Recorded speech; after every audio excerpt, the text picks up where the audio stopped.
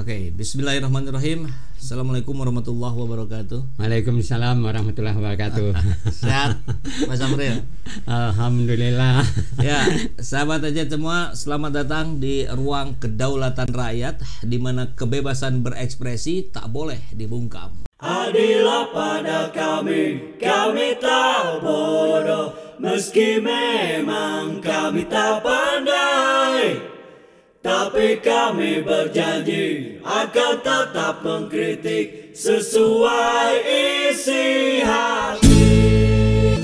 Hei penguasa, ini kami rakyat jelata. Engkau ada untuk siapa? Hei penguasa, ini kami rakyat jelata. Mau sampaikan semua keluh kesah. Bekerjalah dengan hati, pakai empati. Jangan banyak intrik, apalagi bikin taktik. Bijaklah dalam membuat peraturan. Jangan sampai bikin aturan yang berat sebelah. Ya, kali ini saya bisa menghadirkan pengamat kebijakan publik Pak Syafril yang bukan kali ini saja, sudah berkali-kali ya dalam beberapa konteks. 2045 Indonesia emas itu hari ini berubah menjadi Indonesia cemas. Dan emas jadi cemas dan lemas lagi. Dan lemas. Ya tadi kembali lagi ke kualitas SDM kita tampak tidak menunjukkan akan terjadinya bonus demografi. Jadi SMP lebih sedikit dari SD, SMA lebih sedikit dari SMP, dan seterusnya. Sehingga boro-boro kita akan mendapatkan bonus demografi, yang ada malah cemas, lemas, jadi beban, bencana demografi. Jadi beban. Ya? Nah, bencana demografi. Jadi bencana demografi. Kalau saya ingin dari awalnya adalah dari akar masalahnya. Nah, harusnya yang dikatakan bonus demografi ini kan benar-benar dikelola secara baik. Tapi yang terjadi adalah ya Jokowi kalau menurut saya sebagai akar masalahnya melakukan penipuan gitu. Penipuan. Ya. Oke. Karena apa? Sisi pertama dia jadi presiden 2014. Ya, itu kan jargon dia adalah infrastruktur. Infrastruktur. Lalu yang ini sesi keduanya 2019 adalah pembangunan SDM. Nah, harusnya pembangunan SDM dia akan melakukan infrastruktur untuk SDM. Ya, tapi apa yang terjadi? Ya itu tadi, dia membuat khayalan, ya kan? Dia bikin mimpi. Tahu-tahu pada 2019 nggak ada angin, nggak ada apa, dia menciptakan yang namanya IKN, ya kan? IKN dengan dana yang begitu besar, sehingga yang SDM-nya kemana infrastrukturnya? Nggak ada. Nggak ada. Ya. Nah tadi kan ada menterinya, ada ya, Menteri Pembangunan Manusia kalau nggak salah. Ya cuma merubah kurikulum dengan namanya apa, kurikulum merdeka. Oke. Ya, jadi jumlah SD itu banyak sekali. Ya contoh Kota Bandung, ya. Lalu apa namanya SMP-nya cuma nggak sampai 200-an, ya, lebih sedikit. Lalu SMA-nya cuma 80-an, ya kan? Artinya apa? Ya artinya banyak yang akan berguguran, ya kan? Banyak yang berguguran, dan ini tidak dilakukan penambahan sekolah, ya kan?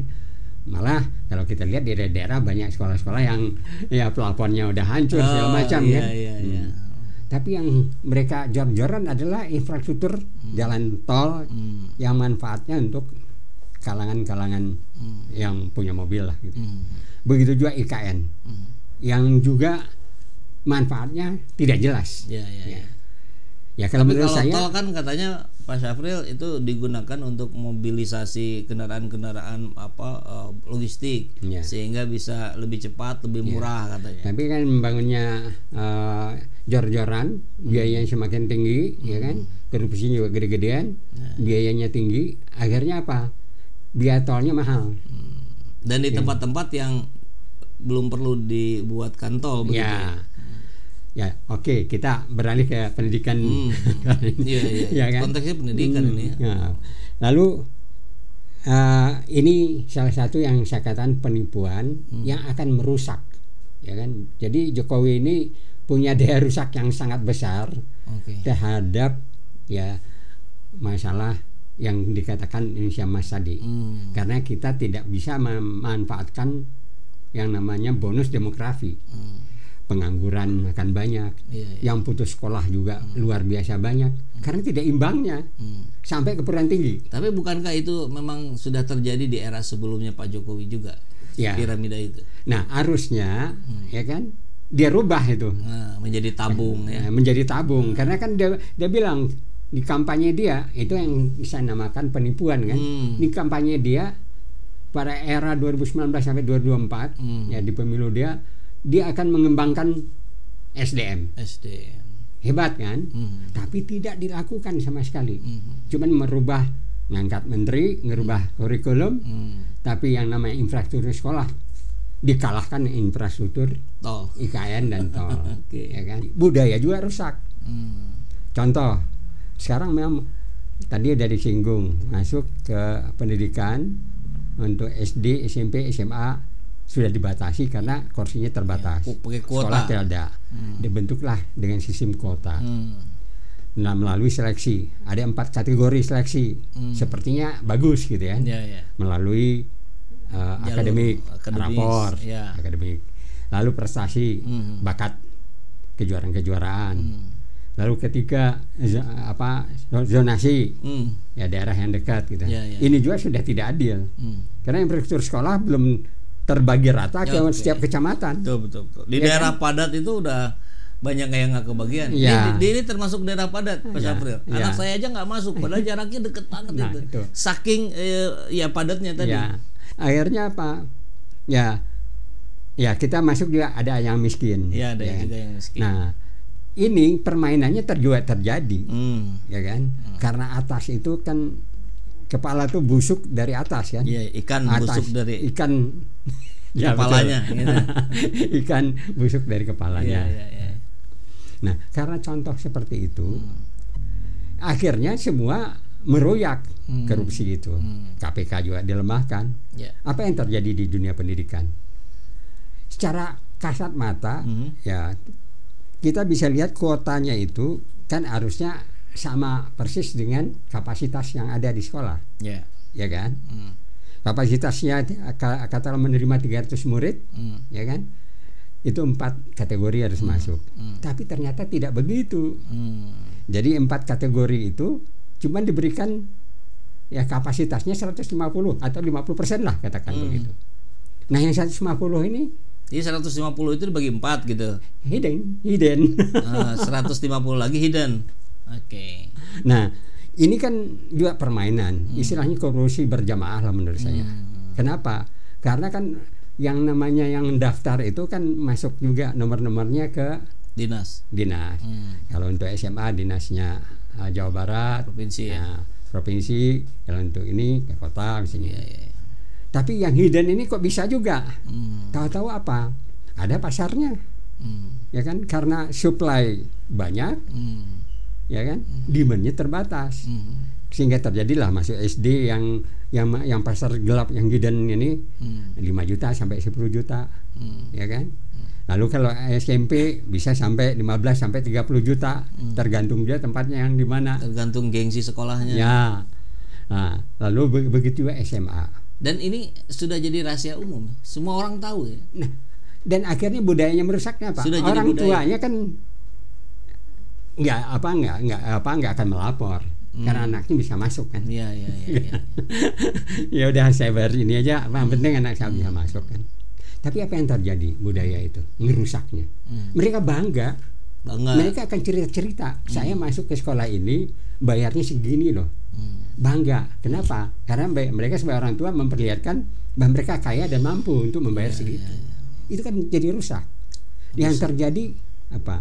Memang ada pengawasan, katakanlah pengawasan gimana. Tapi kalau udah terjadi secara berjamaah, gimana membuktikannya? Ya kan? Saling menutupi, ya kan?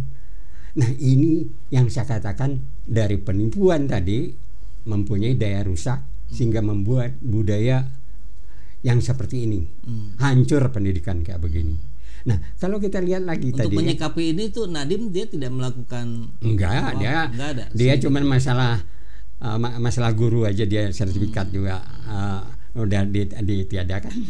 Nah, sekarang kita bicara lagi masalah pendidikan tadi, gimana dia rusaknya penipuan bahwa SDM tidak dibangun, infrastruktur sekolah tidak ada, ya kan? Dana dilarikan ke masa-masa yang sebenarnya adalah untuk mimpinya dari Presiden Jokowi. IKN maksudnya. Nah, IKN maksudnya. IKN itu mimpi Jokowi ya, bukan mimpi Indonesia. Ya, mimpi Jokowi, dan itu pasti mangkrak. Saya tidak mendahului Tuhan ya, tapi pasti mangkrak. Tapi pakai karena ada fakta. Ya, faktanya apa? Di Cina banyak kota yang dibangun oleh Cina, jauh dari Shanghai. Itu kan pusat bisnis di Shanghai. Kota hantu semua, nggak ada penghuni. Sekarang tuh ya. Sekarang hampir 50 kota. Begitu juga ini. Nah, IKN itu jauh dari pusat bisnis. Iya. Ya, yaitu Jakarta. Iya. Ya kan? Sedangkan Malaysia Putrajaya itu dia dekat. Ya kan? Cuman 40 km. Kayak dulu lah ya di zaman Pak Soeharto apa setelahnya tuh yang rencana ibu kota itu pindahnya ke Bogor gitu ya, yang masih dekat-dekat lah. Ini beberapa negara, ini kita udah seberang lautan loh. Beberapa negara yang jaraknya 200-300 yang masih di daratan itu gagal. Padahal masih satu daratan ya. Apalagi ini nyebrang pulau, nyebrang harus lautan. Pesawat. Dan orang-orang yang paling banyak di sini itu adalah di Pulau Jawa. Harus terbang ke sana, biaya, ya kan? Ya ini pasti mangkrak. Dan banyak yang nggak mau pindah juga katanya, anggota dewan apa segala macam. Nanti kita bicara masalah khusus IKN. Beda lagi itu. Oke. Ini masalah pendidikan. Jadi dia rusak terhadap terjadi masalah supply dan demand nih kayak begitu, dan lalu kita tabungnya tidak dibenahi. Dan yang ketiga, kalau memang Jokowi tidak melakukan penipuan, seharusnya pada tahun 2019 dia canangkan wajib belajar 12 tahun. Nah, sekarang apa yang terjadi? Ini kan dikelolanya dipindahkan ke provinsi. Ini juga menjadi piduitan. Ya kan? Sekarang kebingungan orang tua mau masuk sekolah kemana? Mereka nggak punya duit lagi sekarang. Nah, kondisi ekonomi sekarang, ya kan, yang terjadi kerusakan di kalangan mana? Kalangan menengah. Karena kan yang menganggur banyaknya kalangan menengah. Kalangan miskin kan nggak nganggur, ya kan? Dia nggak bekerja, itu yang kalangan miskin kan. Tapi yang kalangan menengah miskin nggak bekerja. Ya. Nah sekarang apa bedanya nggak bekerja dengan nganggur? Ya. Nah kalangan miskin itu kalau dia bekerja dia udah nggak masuk miskin. Ya kan? Jadi batasan di Indonesia yang dikatakan menengah itu pendapatan 1,6 juta sampai 6 juta. Itu menengah. Menengah bawah ya, batas. Ya. Tapi yang nggak punya pendapatan sama sekali itu miskin. Nah ini yang dibantu oleh bansos, ya kan? Nah kalau menengah, dia sekarang dalam keadaan kondisi banyaknya perusahaan yang di PHK, ya kan? Lalu tidak punya gaji lagi. Lalu yang kedua, harga naik. Ya. Mau masukin anak sekolah sekarang, banyak yang kebingungan gimana ngebayarnya gitu. Ya karena itu tadi yang bisa masuk itu kan terbatas. Kuota. Untuk SMA kuota. Nah mau nggak mau dia harus dengan cara lain, yaitu dengan yang hidden tadi. Nah hidden dia nggak punya duit. Butuh uang. Akhirnya apa? Ya frustasi mereka, anak kandung tidak bisa disekolahkan. Gimana nggak prestasi mereka. Kalau kondisi kayak begini, ya apa yang terjadi? Kalangan yang namanya Gen Z dan milenial itu nggak akan jadi apa-apa mereka, ya kan? Mereka akan menjadi bodoh. Ini karena apa? Karena memang presiden yang kita pilih ini adalah presiden yang bodoh sekali. Saya menggunakan istilah bodoh sekali itu dari Dr. Tifa. Bodoh sekali pemimpin rejim ini sekarang karena tidak bisa membedakan ya yang salah dan yang benar.